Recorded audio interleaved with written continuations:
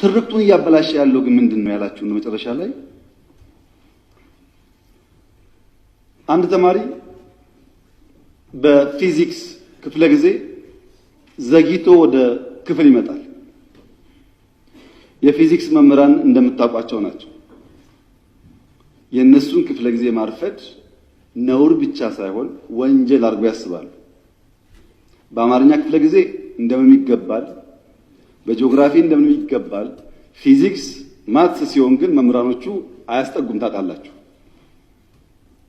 እና አንደኛው ተማሪ አርፍዶ መጣ። ለምን አርፍደ መጣ ሳይለው መምህሩ እንዴት በኔ ክፍለ ጊዜ ተረፍዳለህ ብሎ በረንዳ ላይ ከክላሱ በር ላይ ተንበርከክ ይለዋል።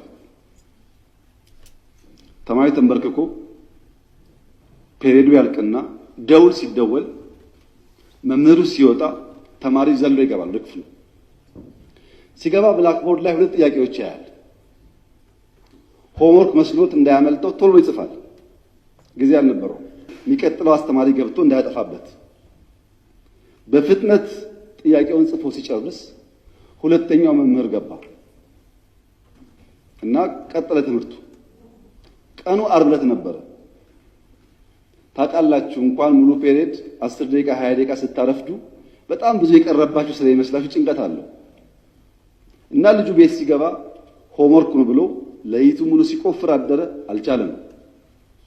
ቅዳሜ ሙሉ ቀን ቆፈረ። አልቻለም።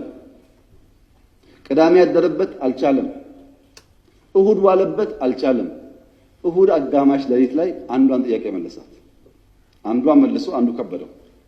አስቡት፣ ዓርብ፣ ቅዳሜ፣ እሁድ ሁለት ጥያቄ ለመመለስ ሲፈጋ ቆይቶ እሁድ ለሊት አጋማሽ ላይ አንዷን መልሶ አንዷ ቀረችውና ሰኞ ጠዋት ትምህርት ቤት ሄዶ የፊዚክስ መምህር ገብቶ አዲስ ቻፕተር መጻፍ ጀመረ።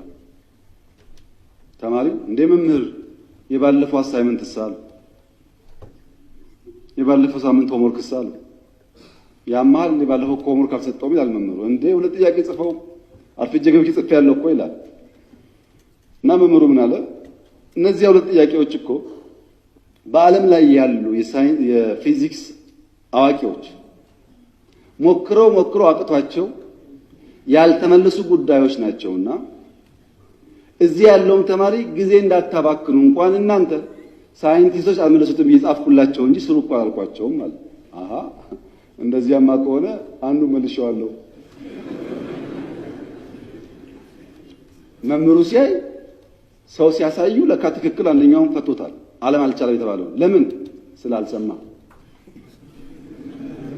አትችልምና አትስራው ብሎ መምህር ሲጽፍ ቢሰማ ኖሮ እሱም አጣጥፎ ይቀመጥ ነበር። እሱ አልሰማም አትችልም ማለት ነው። እና የተከበረው ምክር ቤት ኢትዮጵያ ቀይ ባህር አይገባት የሚለውን አልሰማንም። አመሰግናለሁ።